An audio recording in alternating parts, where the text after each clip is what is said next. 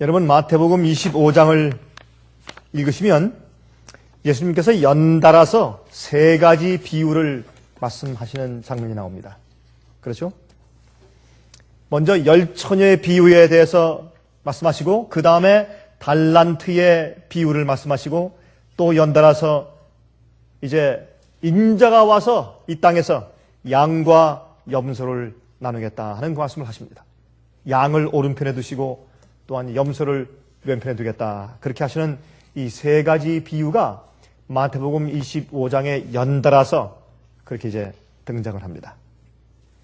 여러분 마태복음 24장을 보면 마태복음 24장은 무슨 장입니까? 예수님의 다시 오시는 재강림에 대한 예언장이죠. 그 시대의 마지막 시대의 징조에 대해서 쭉 열고 가십니다. 그렇게 하시면서 맨 마지막에 하나님께서 당신의 백성들과 세상에 있는 사람들을 심판하실 것에 대해서 말씀을 하시고 24장을 끝맺습니다. 그리고 25장에 들어와서 예수님께서 이제 이 세 가지 비유를 말씀하시기 때문에 사실 성경에는 이 장과 절이 나누어진 적이 없죠. 나중에 번역을 하고 성경을 만들면서 우리가 읽는데 편리를 위해서 장들을 나누고 또한 그 절들을 나눈 것이지 사실은 예수님께서 마태복음 24장과 25장의 이야기를 다 한꺼번에 계속 연속적으로 말씀하신 것을 우리가 알고 있는 것입니다. 그래서 마태복음 24장의 끝에 가서는 예수님께서 재림하신 징조를 말씀하신 다음에 그 다음에 하나님께서 당신의 교회 안에서 특별히 이제 주인이 더디 온다고 생각하는 악한 종을 심판하시는 문제에 대해서 경고하신 다음에 그 다음에 이제 마태복음 25장에 들어와서 세 가지 비유를 연달아서 말씀하셨다고 말입니다. 우리가 참 또 이 거룩한 시간에 들어와서 우리의 주의 말씀을 연구합니다. 여러분 이것은 참 이 마지막 시대 우리가 주께서 말씀하시는 그 말씀의 내용과 뜻이 무엇인지를 우리 마음 가운데 진실로 마음 깊숙이 가져와야 할 것입니다. 그래서 이해하고 또 이해하고 그래서 우리 사상이 바뀌어야 돼요. 우리 사상이. 우리의 물론 사사로운 그런 행동들과 말 그것도 성화되어야 하지만 가장 중요한 것은 우리의 생각, 우리의 사상, 구조, 우리 생활을 사는 우리의 계획 또 내 마음 가운데 내 됨됨이가 어떠한지 그것이 완전히 정말 주의 말씀과 진리와 주님의 사상에 젖어들어서 그렇게 되어버려야 할 것입니다. 여러분 마태복음 25장 1절부터 2절을 보면 첫 번째 그 비유를 말씀하시면서 다음과 같이 말씀하셨습니다. 그때 천국은 마치 등을 들고 신랑을 맞으러 나간 열 처녀와 같다 하리니 그랬습니다. 이게 천국에 대해서 설명하시면서 천국의 이치를 설명하시면서 이렇게 비유를 하나하나 말씀하시는 것입니다. 마치 등을 들고 신랑을 맞으러 나가는 열 처녀와 같다리니 그 중에 5은 미련하고 5은 슬기 있는지라. 여러분 다 읽지 않겠지만은 성경에 말씀하기를 이제 신랑이 올 때 갑자기 신랑이 더디 오니까 다 졸며 잘새. 제가 이 얘기를 여러 번 했지만은 사실 졸며 잔다고 하는 것은 슬기로운 자들은 졸았고 미련한 자들은 잤지요. 이 문맥에 의해서 보면 슬기로운 자들은 졸았습니다. 조는 것은 자지 않기 위해서 굉장히 안간힘을 써도 피곤하니까 육신이 약한지라 꼬박꼬박 이제 졸게 되는 그런 형태를 말하는 것입니다. 피곤하니까. 여러분 교회 와서도 어떤 분들을 보면 참 이 말씀을 들어야 할 텐데 내가 졸면 안 될 텐데 하는 그 모습이 역력해요. 좀 막 잠과 싸워야 아주 투쟁을 하는 모습이 너무 역력해. 어떤 이렇게 제가 말씀을 전하면서 위에서 보면 어떤 자꾸 웃음이 나와요. 이런들이 막 싸우는 모습 보며 그럼 또 자기도 모르게 꼬박 하다가 또 거기 흔들고 깨어나고 눈을 부비고 하는 모습을 제가 아주 너무나 환연하게 보는 것입니다. 이 슬기로운 처녀는 졸았어요. 꼬박꼬박 졸았습니다. 정말 피곤해서 졸 때 또 징조가 예수님의 오시는 재림의 징조가 보이면 또 번쩍 일어나 깨고 또 열심히 또 하다가 또 어떻게 피곤해요. 또 주님께서 또 오시지 않는 것 같아요. 그럼 또 졸아요. 또 징조가 보일 때 반짝 깨고 그렇죠? 이제 이런 경험을 하게 됩니다. 여기 이제 슬기로운 처녀가 그렇게 이제 졸고 있을 때 미련한 처녀는 아예 어떻게 해요? 잤어요. 그냥 딱 그냥 졸다가 안 되겠다. 그냥 잠에 깊이 빠져버린 상태를 여기에 말하는 것입니다. 그런데 갑자기 밤중에 신랑이다! 신랑이 온다! 다 깨었습니다. 신랑이 온다라고 할 때 전격적인 마지막, 정말 누구나 인정할 수밖에 없는 그런 마지막 징조가 터질 때 그때 예수의 재림을 믿는다고 하는 사람들 가운데서 깨지 않은 사람들이 누가 있겠습니까? 전부 깨지. 전부 일어나지. 누가 안 깨겠어요? 전부 일어나서 이젠 때가 되었다. 이 예수님 오신다. 이젠 끝이다. 더 이상 이제 우리가 기대할 예언이 없다. 그렇게 되었을 때 얼마나 아마 여기 이제 주보에 교회 이제 다음 주일날 우리가 기도하기 위해서 언제 모입니다. 그런 게 전혀 필요 없겠죠. 아마 미어 터지겠죠, 교회가. 서로 와서 기도하려고 서로 말씀 연구하자, 서로 기도하자, 서로 격려하자. 근데 문제는 그때 가서는 기름을 준비할 기회가 없다는 것입니다. 그것을 이렇게 말씀하고 있습니다. 근데 그래서 이제 슬기로운 처녀는 다섯은 신랑과 함께 혼인잔치에 들어가고, 이 말은 무슨 말인가 하면 그 당시에 결혼식을 할 때 신랑이 신랑 집에서부터 떠나가지고 신부 집에 와서 신부와 들러리들을 데리고 신랑 집에 가서 결혼잔치에 들어갑니다. 그리고 신랑 집으로 이제 신부를 데리러 오는 것입니다. 예수님께서 이 땅에 오실 때 우리를 데리러 오시죠. 그렇죠?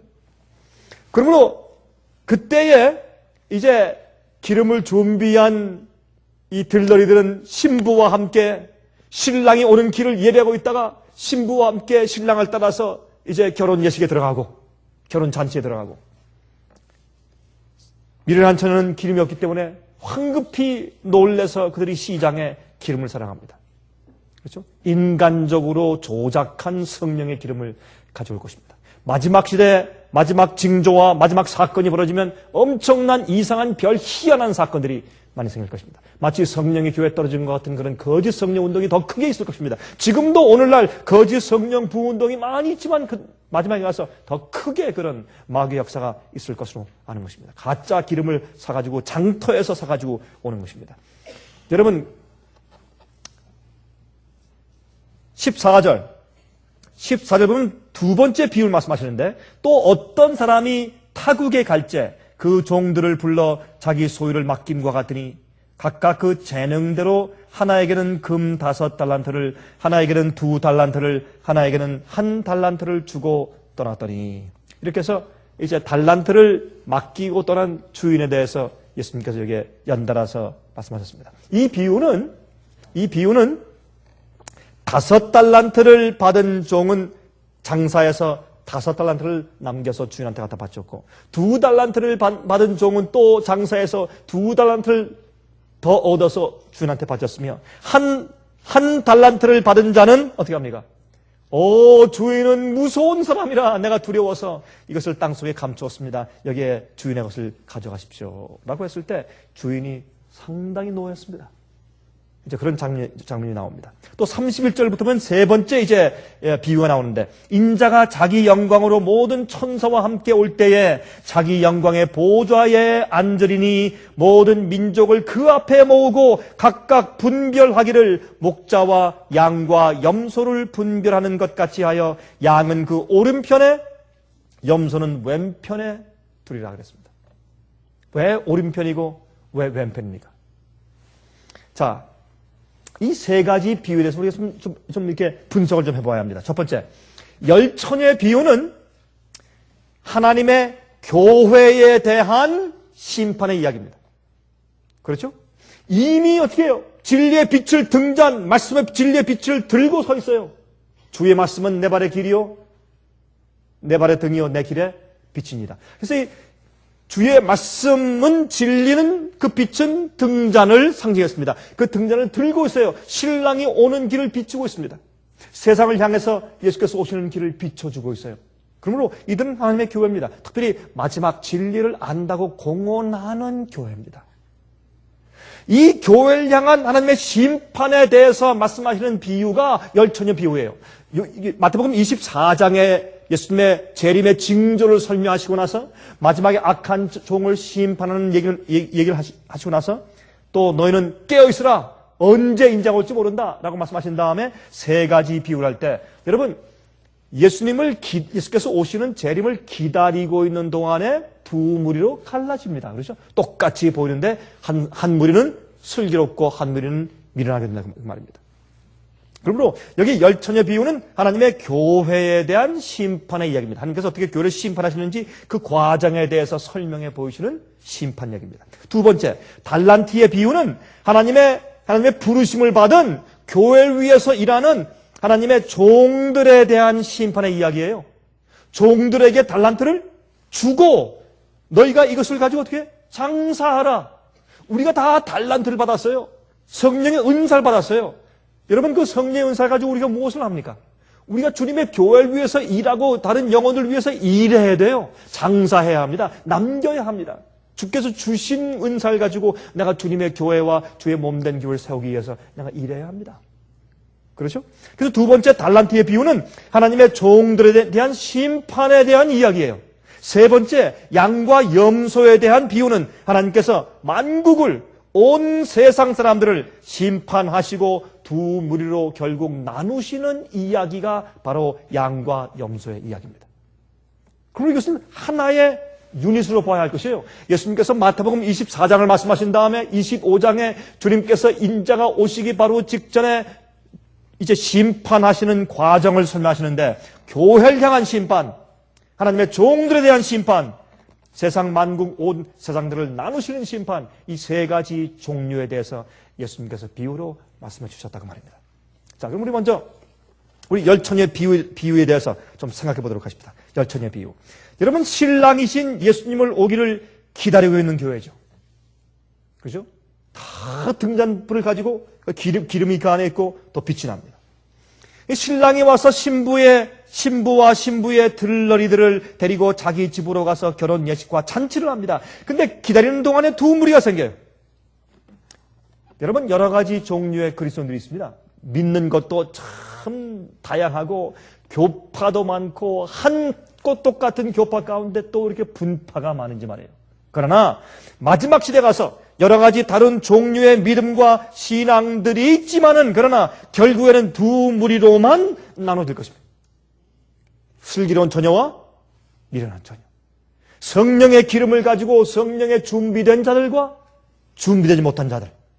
그리고 신랑을 맞이할 자들은 성령이 있느냐 없느냐, 성령으로 빛이 나느냐 아니면 성령으로 빛이 나지 않느냐, 그 차이가 있는 것을 우리가 여기서 알 수 있어요. 그래서 가만히 보면 사실은 이 세 가지 비유 가운데 전부 다 성령의 은혜에 대해서 말씀하고 있는 것을 우리가 알 수 있어요. 어떻게 적용되는가 우리 잠깐 좀 생각해 보도록 하십니다. 여러분 예수께서 영접해 안으로 들이시는 자들과 문 밖에서 두드리지만은 혼인잔치에 들어가지 못하고 내가 너희를 도무지 알지 못한다라고 거절당하는 무리, 두 무리가 생기죠. 그렇죠? 근데 그 이유는 무엇입니까? 기름이 없는 것입니다. 그래서 이 세 가지 비유를 말씀하시면서 하나님의 교회를 심판하고 그 안에 있는 종들을 심판하고 또한 세상에 있는 모든 무리를 결국 양과 염소로 두 무리로 갈르시는 이야기에서 이 첫 번째 비유 가운데서 힌트를 주시는데 그 결핍이 뭐예요? 성령의 결핍이에요. 우리 생애와 우리 마음 가운데 성령의 결핍이에요. 모든 일이 꼬이고 문제가 생기고 싸우고 모든 일에 주님을 믿는다고 하는 백성들의 모든 일의 결핍은 결국은 밑바닥에 가서 보면 기름이 없어요. 성령의 기름이 없어요. 성령의 감동이 없어요. 성령의 감동이 있으면 무엇이든지 견딜 수 있고 무엇이든지 참을 수 있고 무엇이든지 가능하고 해낼 수 있고 그래요. 성령의 은혜로. 결국에는 모든 것이 주님께서 떠나시면서 내가 가는 것이 오히려 너에게 유익하다. 내가 가면 내가 너에게 다른 보혜사를 보내실 텐데 그가 너희를 모든 진리로 인도하고 내가 너에게 말하고 가르친 모든 것을 생각나게 할 것이라. 이 성령의 선물은 얼마나 큰 선물인지 이 성령의 지도하심과 인도는 마치 예수께서 우리 옆에 바로 서 계신 것 같은 그런 인도를 우리가 받을 수가 있는 것입니다. 우리가 양심적으로 마음을 열고 따라가면 사실 그런 것입니다. 여러분, 이 등잔은 말이죠. 열 처녀가 들고 있는 등잔은 누가 준비했습니까? 혼인 예식하는 주최 측에서 마련해 준 것이죠. 그렇죠? 이것은 그들이 준비해 온 것이 아닙니다. 들러리들이 어떻게 들고 있으라고 결혼 예식 측에서 다 만들어서, 주최 측에서 만들어서 들고 있으라고 제공하여 준 것입니다. 마찬가지로 개인적으로 누가 혼자 진리를 이해한 사람들이 없어요. 이것은 계속해서 예수님께서 가르치신 진리, 12사도가 가르친 진리, 그래서 성경에 써준 진리, 성령께서 그것을 계속 전수해서 지금까지 우리 손에 온 진리. 여러분, 이번에 우리 사랑하는 월간지에서 이번에 여러분 받으신 그 월간지에 있는 내용이 무엇입니까? 네? 와일된 스인들의 신앙이죠. 그렇죠? 여러분, 그 와일된 스인들의 신앙 가운데서 그 첫 번째 나오는 첫 페이지의 그림이 무엇입니까? 진리에 비친 성경을 이렇게 전수해주는 그런 그림이죠. 의미 있는 그림이죠. 그렇죠? 그래서 계속해서 진리의 빛이 우리에게 전수되어 왔습니다. 또한 성령의 감동하심을 통해서 우리가 그 말씀을 이해하고 그것이 내 것이 되었습니다. 이것은 우리에게 교회를 통해서, 성령을 통해서, 12사도를 통해서 우리에게 주어진 것입니다. 우리가 만든 것이 아닙니다. 우리가 고안해낸 것이 아닙니다. 우리의 창작품이 아닙니다. 하나님께서 계시하신 것을 우리에게 주셔서 그것을 전수받은 것입니다. 마귀가 그것을 없애기 위해서, 그 불을 꺼기 위해서 얼마나 했었습니까? 그것이 바로 중세교회의 핍박의 역사가 아니겠습니까? 그러므로 그것을 우리가 들고 있어요. 들고 있는데, 그러나 기름을 준비해 간 것은 개인적인 준비예요. 성경에 말씀하기를 어떻게 해요? 여기에 슬기로운 처녀에 대해서 말하기를 3절과 4절에 마태복음 25장 3절과 4절에 말씀하기를 미련한 자들은 등을 가지되 기름을 가지지 아니하고. 개인적인 준비가 없어요. 남이 가르쳐준 것, 교사가 가르쳐준 것, 목사님이 설교해 준 것, 그렇죠? 남이 얘기한 것들, 남이 설명해 주는 것만 잘 듣고 개인적으로 굴복하고 그 진리가 자기의 것이 될 때까지 굴복하는 경험이 없어요. 자기를 예수님께 그 진리가 말하는 데까지 그대로 살기 위해서 전적으로 자기를 완전히 가져간 그런 굴복의 경험까지 가지 못했어요. 기름이 없습니다. 개인적인 경험이 없어요. 미련한 자들은 등을 가지되 기름을 가지지 아니하고 슬기 있는 자들은 그릇에 기름을 담아 등과 함께 가져갔더니. 그리고 여기 보니까 이 등잔불, 들고 있는 등잔불 말고 또 하나의 그릇이 있죠? 무슨 그릇? 기름을 거기에 넣고 가는 또 하나의 기름 그릇이 있는데 그것은 왜 비었습니까?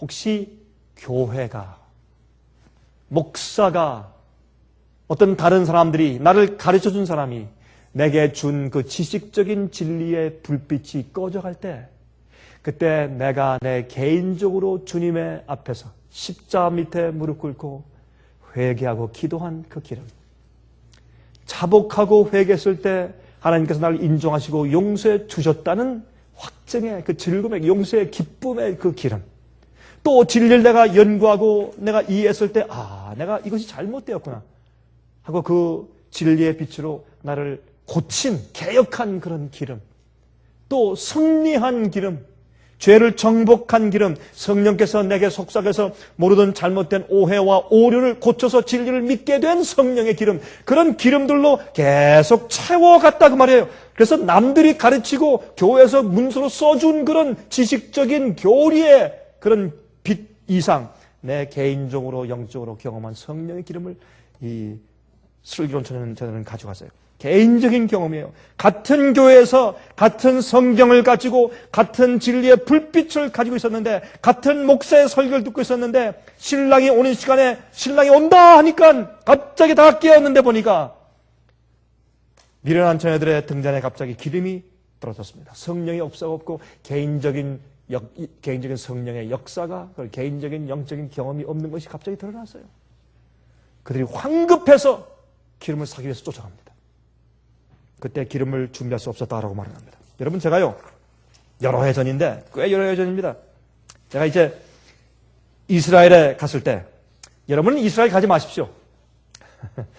어떤 분들은 꼭 이스라엘 좀 가고 싶다는 사람들이 있는데 여러분 이스라엘 갈 필요 없습니다. 가시면 실망하십니다. 너무 상업적으로 해놔서 어디가 골고다인지 어디가 예수님께서 누우신 무덤인지 어디서 부활하셨는지 알 수도 없을 분들은 너무너무나 상업적으로 해놔서 아주 은혜가 없습니다. 가면 거기서 은혜 여기 예수님께서 계셨겠다라고 생각하는 그런 마음 가운데 은혜가 생기는 그런 곳이 몇 군데가 있긴 있지만 뭐 없지는 않겠죠. 있긴 있겠지만 그러나 여러분 갈 필요가 없어요. 그러나 제가 어쨌든 제가 이스라엘에 갔을 때 제가 한번 이런 경험이 있습니다.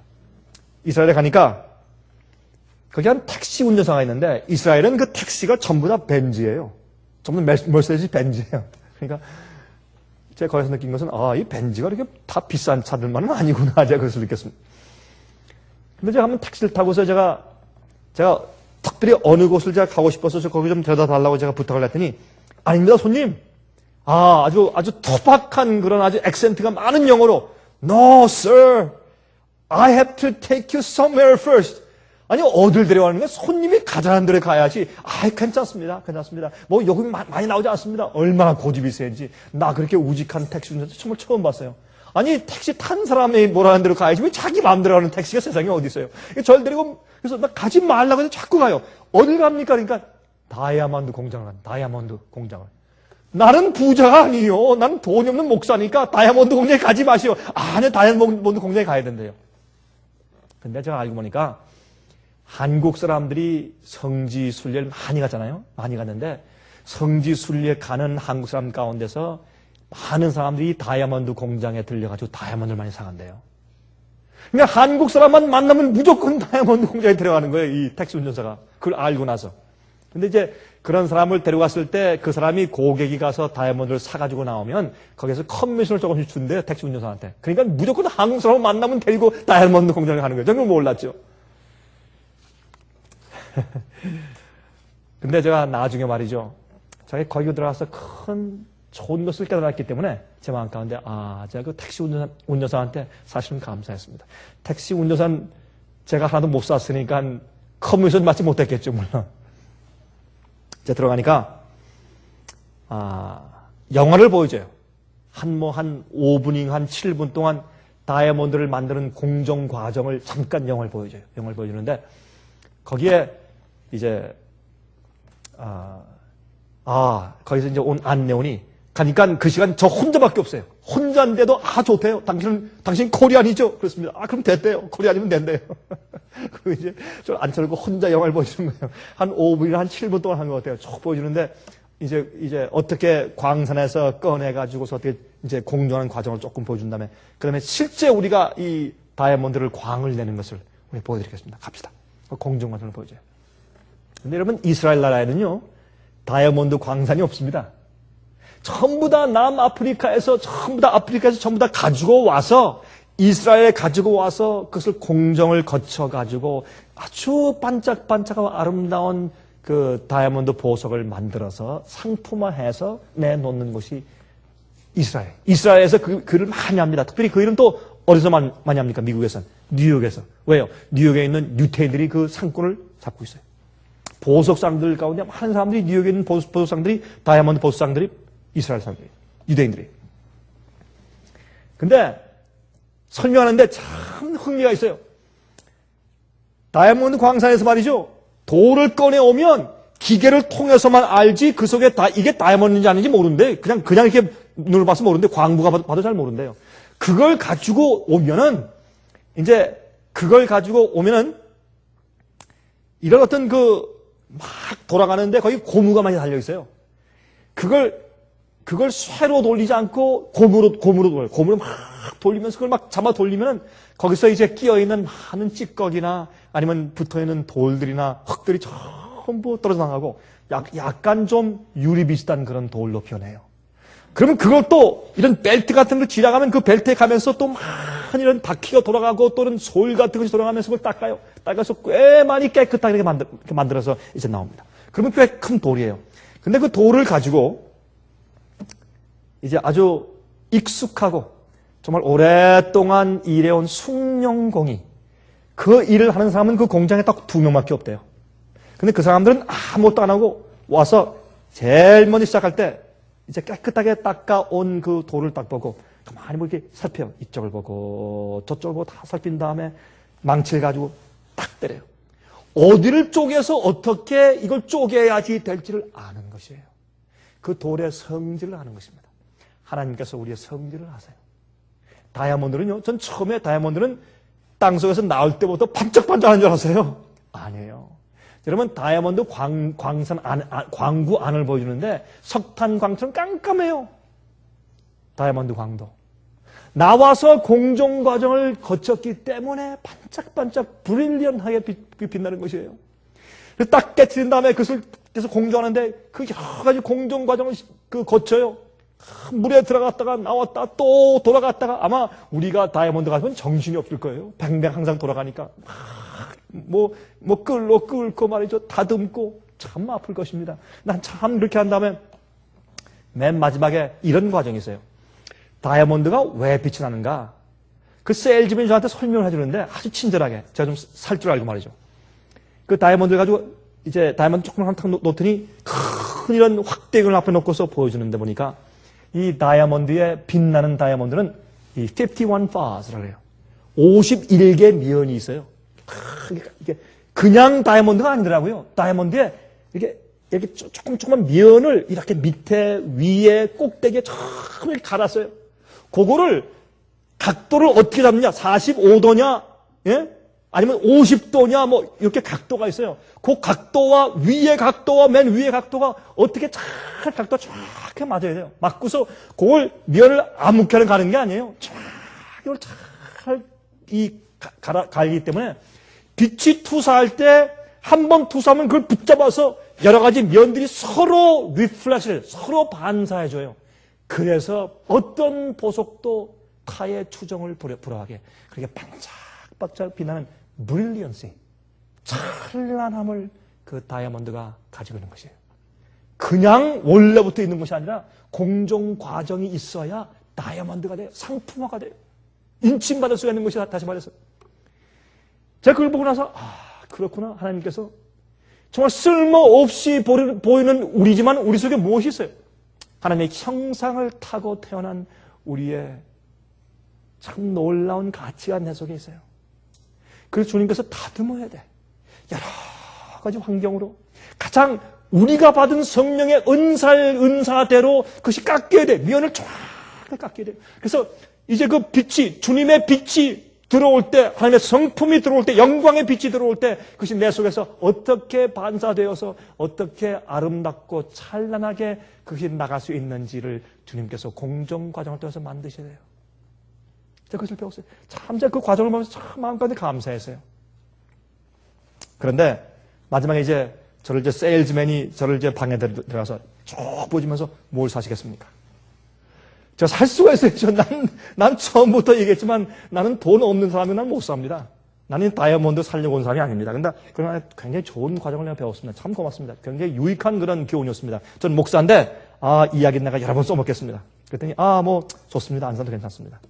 그런데 보여주는데 제가 눈으로 볼 땐 다이아몬드 2개를 보여주는데 제가 눈에 볼 때 똑같아요. 다른 게 아무것도 없는데 이쪽 왼쪽 거보다 오른쪽 게 3배나 비싸요. 근데 하나는 A급이고 하나는 B급이래요. 참 이해가 안 됩니다. 너무 똑같은데. 그랬더니 웃으면서 큰 또 이렇게 확대경을 보여주면서 한번 안을 좀 보시겠습니까? 보니까 B급으로 판정된 그 다이아몬드 속에 보니까 그 안에 정말 바늘 끈만한 모래알이 들어가 있어요. 다이아몬드가 순결하지 않아. 그 속에 불순물인 모래가 섞여 있어요. 그것 때문에 다이아몬드 값이 아주 밑으로 내려간 것이에요. 그러나 순수한 진짜 좋은 다이아몬드를 보여주는데 그것은 얼마나 맑은지 그 속에 불순물이 없어요. 하나님께서 우리를 그렇게 깨끗하게 만드시고 예수님의 그 품성의 빛을 완전히 반사도록 하시기 위해서 우리를 공정하시는데 얼마나 여러 가지 과정을 통해서 우리를 그렇게 연마하시겠습니까? 다이아몬드 하나를 만드는데도 그러는데 영원히 하늘에서 비추이는 보석을 만들기 위해서 새 예루살렘 성전에 들어가는 보석을 만들기 위해 주님께서 얼마나 우리를 통해서 역사하시겠냐고 말이에요. 달란트 비유 봅시다. 여러분, 이 달란트를 맡은 종들도 다 함께 같은 주인 밑에서 같은 종류의 달란트를 가지고 있었어요. 그 처녀가 다 그러했던 것처럼 달란트를 맡은 종들도 다 함께 같은 주인 밑에서 같은 종류의 달란트를 가지고 있었어요. 주인이 돌아와서 맡긴 것을 계산할 때 악한 종들에게 그들 속에는 성령의 역사가 없는 것이 드러났어요. 왜요? 달란트를 땅에 묻은 종은 자기 주인에 대한 관념과 태도가 잘못되어 있어요. 주인을 무서워해요. 주님을 사랑해서, 주인을 존경해서, 주인이 좋아서, 주님에 대해, 주인의 그 말씀에 대해서, 명령에 대해서 기꺼운 마음으로, 간절히 사모하는 마음으로 따라가서 그렇게 행한 것이 아니에요. 억지로 했어요. 두려워한 마음으로 했어요. 그래서 혹시 그것을 잃어버릴까봐 그것을 땅속에 파묻어 놓습니다. 그런데 24절, 25절 보시면 마태복음 25장이죠. 한 달란트를 받았던 자도 와서 가로되 주여 당신은 굳은 사람이라 심지 않은 데서 거두고 해치지 않은 데서 모으는 줄을 내가 알았으므로 두려워하여 나가서 당신의 달란트를 땅에 감추어 두었었나이다. 보소서 당신의 것을 받으셨나이다. 자기 주인이 심지 않은 데서 거두고 해치지 않은 데서 모으는 줄 알았다고 하는, 아니 얼마나 하나님께 대한 그런 큰 오해를 가지고 있습니까? 이것은 자기가 섬기는 주인 하나님에 대한 큰 오해를 말하는 것이죠. 성령의 은혜와 가르치심이 아니면 우리는 하나님을 사랑할 수 없습니다. 주님이 어떠하시고 주님의 진리와 명령이 무엇인지 우리가 이해할 수 없어요. 따라갈 수가 없어요. 마음속에 성령의 음사가 없단 말입니다. 주인을 사랑하지 않습니다. 감사하지도 않습니다. 개인적인 성령 경험이 없어요. 받은 것을 사용하여 더 증가시키지 않았습니다. 왜 그렇습니까? 주님께서 내게 주신 것도 없는 나한테 뭘 바라시는 거야? 라는 그런 불평이 마음 가운데 있습니다. 성령의 은혜가 없으면 자기 속에 무엇이 있는지 깨달을 수가 없어요. 이것은 영적인 은사를 말하는 것이에요. 여러분 보시겠어요? 고린도전서 12장 4절부터 11절 보시면 이런 말씀이 있죠. 고린도전서 12장에 보면 은사는 여러 가지나 성령은 같고, 달란트를 말하는 거예요. 여러분 이것은 이 세상에서 돈에 물질 달란트를 주고 뭐 주고 이걸 말하는 것이 아니에요. 성령의 은사를 말하는 것이에요. 은사는 여러 가지나 성령은 같고 직임은 여러 가지나 주는 같으며 또 역사는 여러 가지나 모든 것을 모든 사람 가운데서 역사하시는 하나님은 같으니 각 사람에게 성령의 나타남을 주심은 유익하게 하려 하심이라. 우리가 부여받은 성령의 은사가 무엇 때문에요? 나를 위해서, 남을 위해서. 우리가 이 나무들이 열매를 맺는 것은 누굴 위해서요? 다른 나그네나 주인이 따먹도록 남을 위해서 열매를 맺는 것이죠. 나를 위해서 하는 것이 아니죠.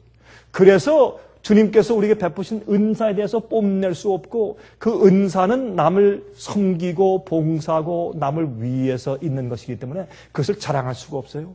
남들이 내가 그것을 가지고 있는 것을 남들이 칭찬하거나 인정하지 않는다고 해서 속상할 필요가 전혀 없어요.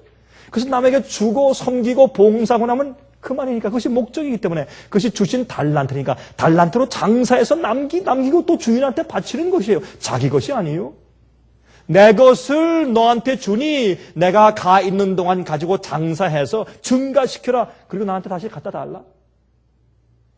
그렇게 말씀했기 때문에 그러한 자들에게 주님께서 어떻게 해요? 이때 주인이 돌아와서 그들에게 고을을 맡겨요. 무엇을 맡깁니까? 당신의 백성들을 지도하고 안내하는 지도자로서 맡겨요. 그렇죠? 그래서 여기 보면 달란트를 남들을 위해서 어떻게 사용하느냐에 따라서 주님께서 우리를 신뢰할 수 있는지에 대해서 우리가 드러낼 수 있는 것입니다. 주님께서 우리를 신뢰할 수 있는지 없는지에 대해서 우리가 스스로 드러내게 되는 것입니다. 여기 보세요. 각 사람에게 성령의 나타남을 주심은 유익하게 하려 하심이라. 어떤 이에게는 성령으로 말미암아 보세요. 지혜의 말씀을, 이 달란트가 나오죠? 지혜의 말씀을.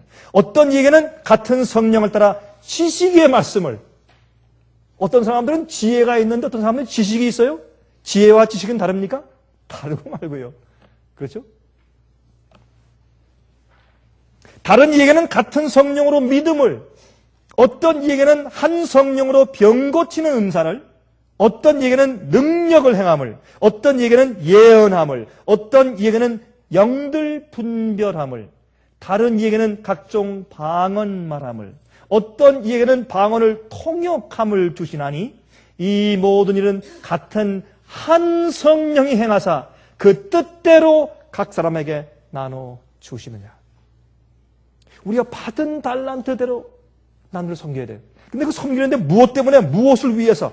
에베소 4장 11절부터 15절에 말씀했습니다. 그가 혹은 사도로, 혹은 선지자로, 혹은 복음 전하는 자로, 혹은 목사와 교사로 주셨으니 이는 성도를 온전케 하며 교인들을, 성도를 주님께로부터 부르심받은 믿음을 가지고 속죄의 피로 구원받고 주 앞에 나온 성도를 온전케 하며 온전하게 성장할 수 있도록 도와줘야 돼요. 내가 받은 성령이 주신 은사를 가지고 그를 격려하길 좋아하는 사람들은 격려하는 은사를 통해서 그의 영혼을 도와줘야 돼요. 또 그 사람을 불쌍히 여기는 그런 은사를 받은 사람은 그 사람을 도와줘야 돼요. 지식을 가진 사람은 성령을 가르쳐야 돼요. 지혜를 가진 사람들은 올바로 길을 인도해 줘야 돼요. 이렇게 해서 이는 성도를 온전케 하며 봉사의 일을 하게 하며 그리스도의 몸을 세우게 하려 하심이라. 몸을, 그렇죠? 교회를 세운단 말입니다. 요즘 같은 이런 교회 성장 말고 정말 구원받는 영혼들을 준비시키는 하나님의 참된 남은 교회를 세운단 말입니다. 우리가 다 하나님의 아들을 믿는 것과 아는 일에 하나가 되어, 하나님을 아는 진리에 대해 있어서 하나가 되어야 돼요. 온전한 사람을 이루어 그리스도의 장성한 분량이 충만한 데까지 이르리니. 그러면 어떻게 해요? 우리가 이 달란트를 받은 것은 무엇을 위해서? 성도를 온전하게 만들고 몸된 주의 교회를 세우기 위해서 사용하는 것입니다. 그렇게 해서 어떻게 증가시키라. 남을 위해서 일하면 일할수록 어떻게 해요? 점점 그 은사가 늘어요. 말씀을 자꾸 가르치면 가르치는 은사가 늘어요. 그렇죠? 기도를 많이 해주면 기도 많이 해주는 은사가 늘어요. 남에게 선을 행하고 대접하는 그런 은사가 있는 사람들이 자꾸 행하면 그 은사의 크기와 깊이가 늘어요. 기쁨이 늘고 즐거움이 늘고. 이 모든 일은 같은 한 성령이 행하사 그 뜻대로 각 사람에게 나눠 주시느니라. 다 달라요. 높고 낮음이 없어요. 그렇죠? 한 성도를 온전케 하시기 위해서 그렇게 말씀을 했습니다. 14절 보세요. 나중에 장성한 분량이 충만한 데까지 이르니 이는 우리가 이제부터 어린아이가 되지 아니하여 사람의 괴술과 간사한 유혹에 빠져 모든 교훈의 풍조에 밀려 요동치 않게 하려 함이라. 오직 사랑 안에서 참된 것을 하여 범사에 그에게까지 자랄지라. 그는 머리니 곧 그리스도시라. 열매를 먹으면 우리가 성장하는 것처럼 우리가 받은 달란트로 남을 성장케 온전케 하기 위해서 도와주고, 그것이 장사예요. 장사는 내 이윤을 받기 위해 장사하는 것이 아니라 그 주인을 위해서 주인의 재산 가지고 주인의 재산을 넓히는 것이에요. 여러분, 우리 옆에 앉아있는 우리 자매와 우리 형제와 우리 가족과 우리 이웃들과 우리가 알고 있는 그런 사람들은 하나님의 소유요. 그 소유를 맡았을 때 우리가 성령의 은사를 통해서 그것을 증가시키는 것입니다. 하나님의 그 충만한 데까지, 예수님의 머리 그 충만한 데까지 우리가 자라게 해야 돼요. 그 일을 하기 위해서 성령의 은사가 우리에게 주어진 것이에요. 이것이 사실은 달란트 비유예요. 우리가 주신 모든 달란트를, 우리의 재주가 있고 우리의 능력이 있고 우리에게 시간을 주시고 우리 여러 가지 각기 다른 그런 은사를 주신 것은 어떻게 해요? 세상에서 우리가 잘되게 하기 위해서, 뽐내게 하기 위해서 하는 것이 아니라 하나님의 교회를 세우기 위해서, 성도를 옆에 있는 사람들 도와줘서 온전케 장성하게 도와주기 위해서 달란트를 주셨다. 그렇게 성경은 설명하고 있어요.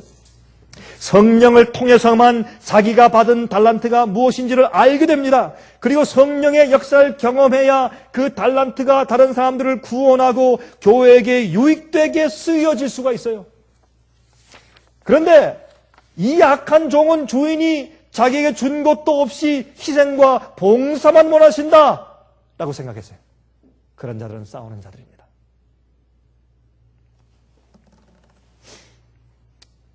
여러분, 이 복음 사업이 이렇게 무력한 이유는 성령의 임재가 없기 때문입니다. 학식과 달란트와 웅변과 선천적 또는 후천적 재능을 다 가지고 있다고 해도 하나님의 성령의 역사가 없이는 한 사람의 마음도 감동시킬 수가 없고 단 한 명의 죄인도 그리스도를 믿게 할 수가 없는 것입니다.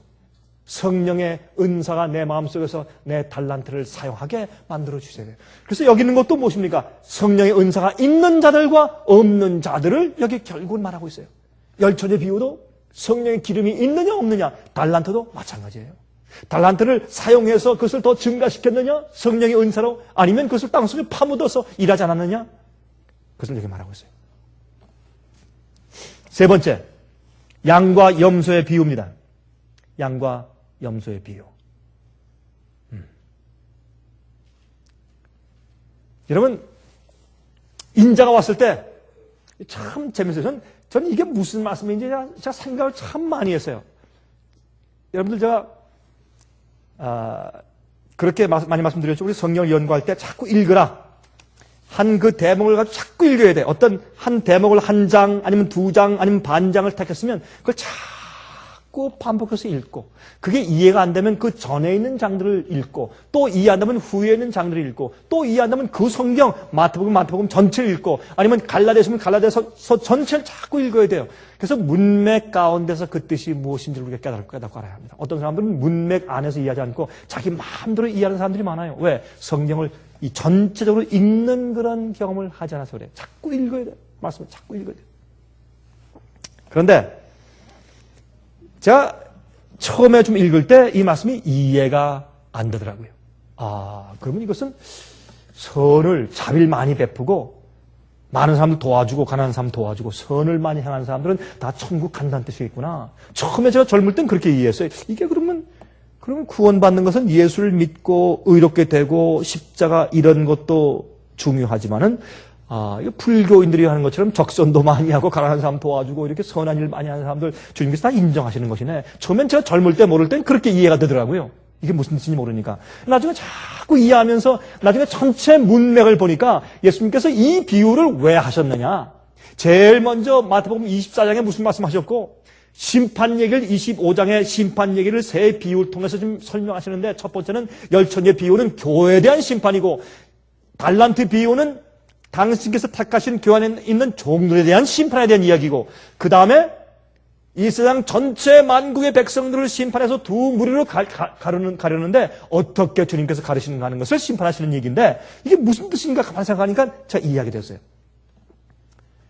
인자가 와서 예수께서 재림하셔서 이제 의인들은 오른편에, 양들은 오른편에, 악인들은, 염소는 왼편에. 염소는요 참 말 안 들어요. 염소는요 똑똑해요. 이 양들은 우직해요. 말도 안 듣고 미련하고. 그러나 양들은 말이죠, 주인을 전적으로 의지해요. 거기 차이가 있어요. 여러분, 유럽에 가면 양 치는 곳이 많아요.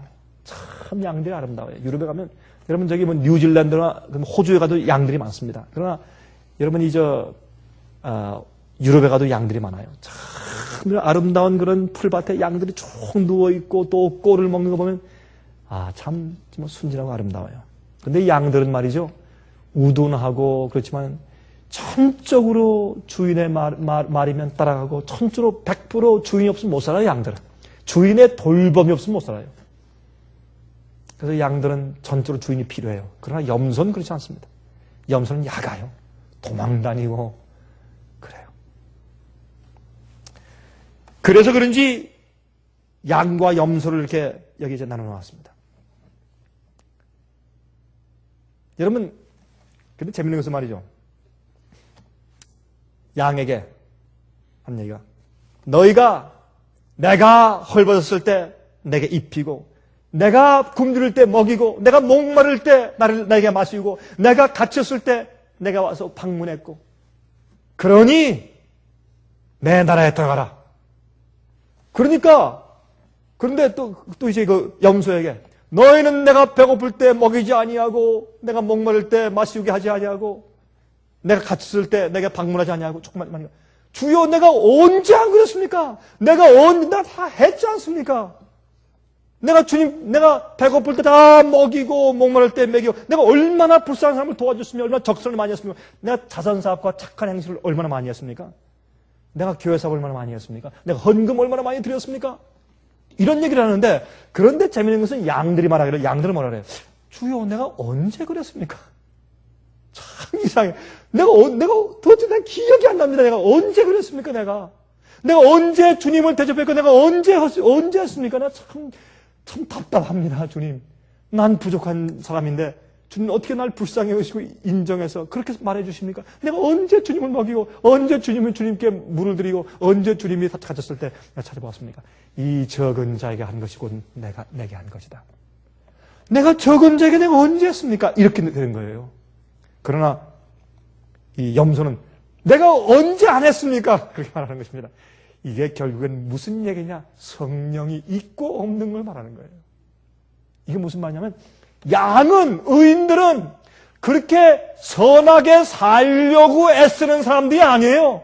선하게 되어버린 사람들이에요. 성령으로. 그래서 남들에게 먹이고, 불쌍히 여기고, 주고, 도와주고, 남 모르게 마시고, 찾아가고, 위로하고, 이렇게 하는 것은 자연한 생활이에요. 하려고 애쓸 필요가 없어요. 선하게 살려고 애쓸 필요가 없이 자연히 그렇게 살아왔어요. 그러니까 아니 내가 언제 특별히 했습니까? 모르는 거예요. 자연히 그게 자기 삶이었으니까. 성령의 은혜로 거듭나고 성화되고 변화되었기 때문에 그렇게 선하게 살아왔기 때문에 독특하게 무슨 뭐 했다는 것이 기억이 안 나요. 그러나 염소는 악인들은 그렇게 했거든. 왜요? 가끔 그렇게 하려고 애쓴 것이 기억이 나요. 그러나 원래 그렇게 선하게 변화된 사람들은 아니에요. 그러니까 악하게 이기주로 살다가 가끔씩 도와주고 좋은 일 하는 거 생각나죠. 그렇죠? 생각이 나죠. 그래서 성령으로 변화된 자들과 성령의 기름이 있는 자와 없이 은혜 시간이 끝난 자들의 대조를 예수님께서 그렇게 여기 비유로 설명해 두신 겁니다. 이 세 가지 다 비유가 심판 얘기예요. 그 속에 무슨 얘기입니까?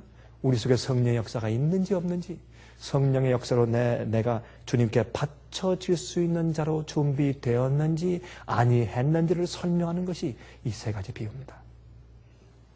그러므로 예수님께서 세 번째 양과 염소의 비유 말씀을 하실 때 오른쪽과 왼쪽을 말씀하신 것은 유대인들에게 말이죠. 숫자에도 의미가 있지만 오른편과 왼쪽에도 의미가 있어요. 예수께서 하늘에 올라가서 아버지의 보좌에 무슨 편에? 우편에 앉아 계시고 우편에 서 계시고 우편이에요. 우편.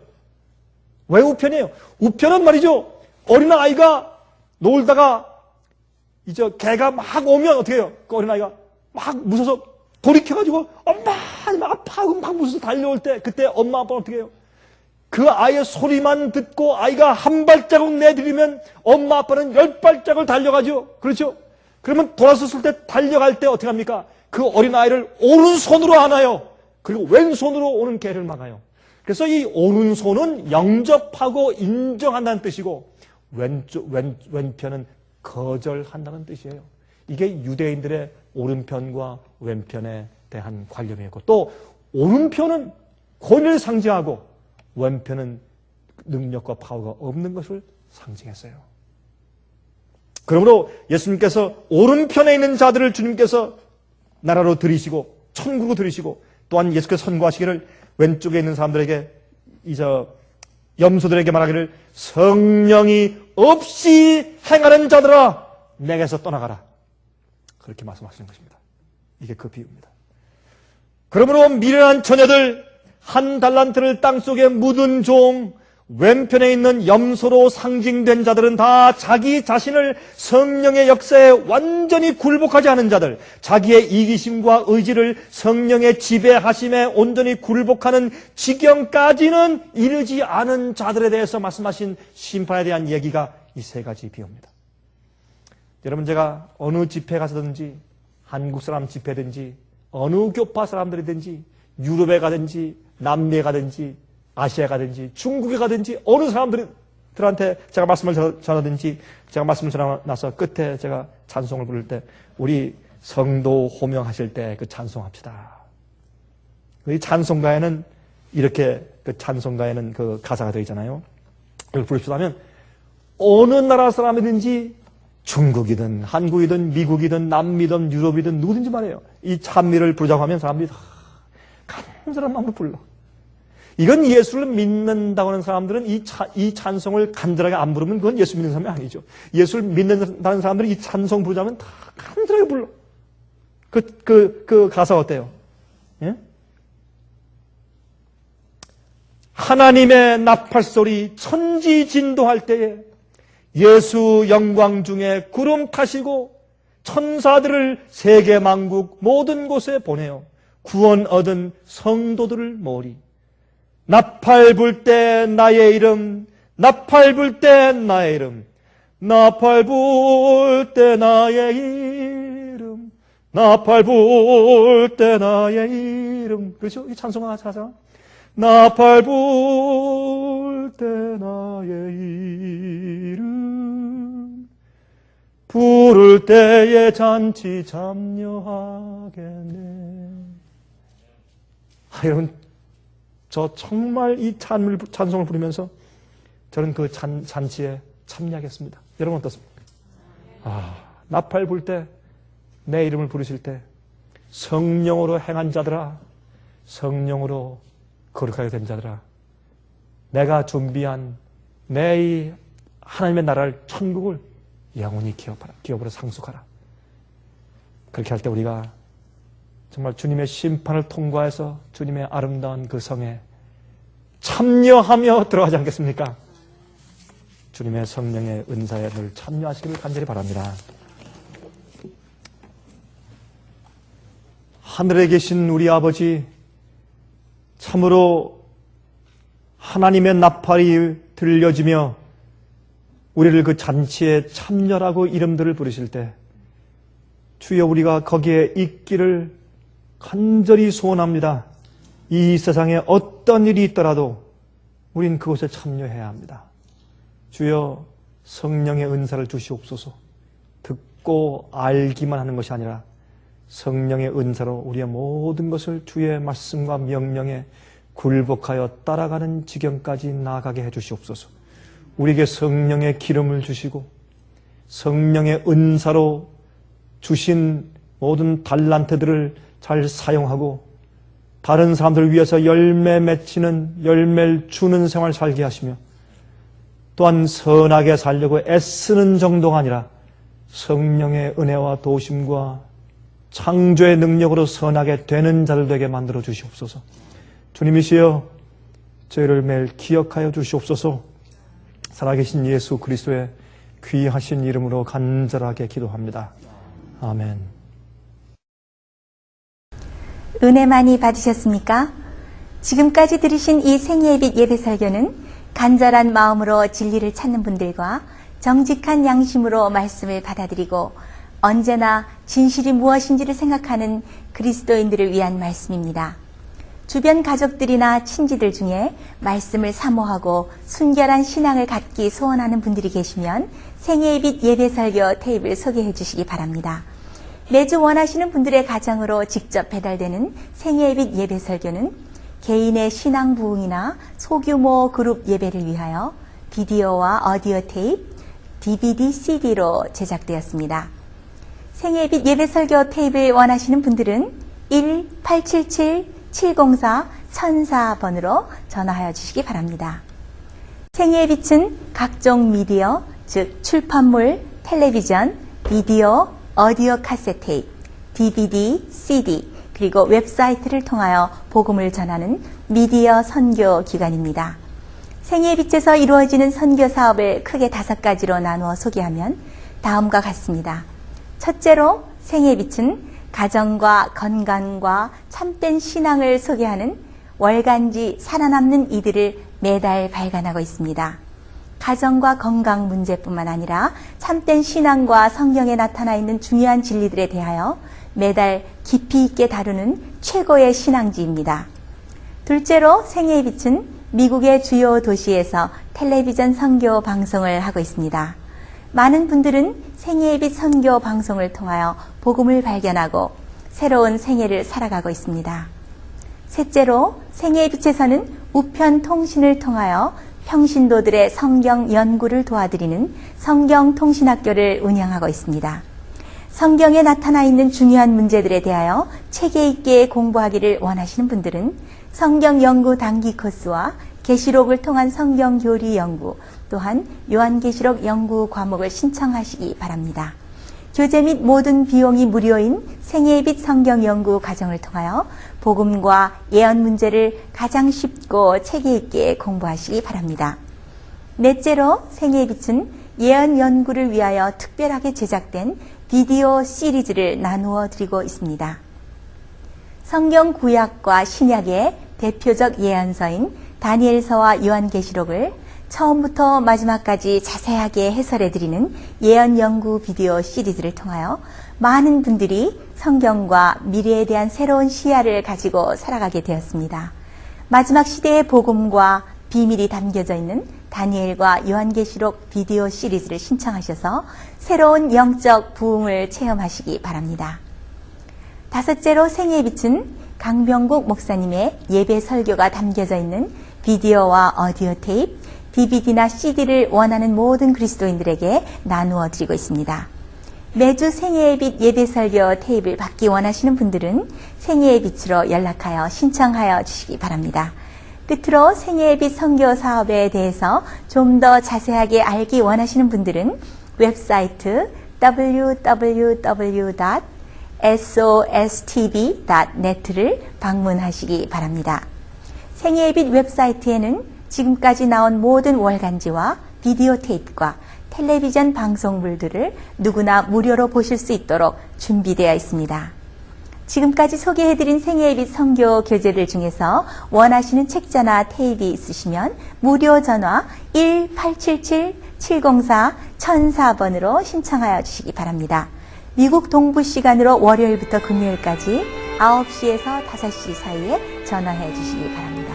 그럼 다음 시간까지 안녕히 계십시오.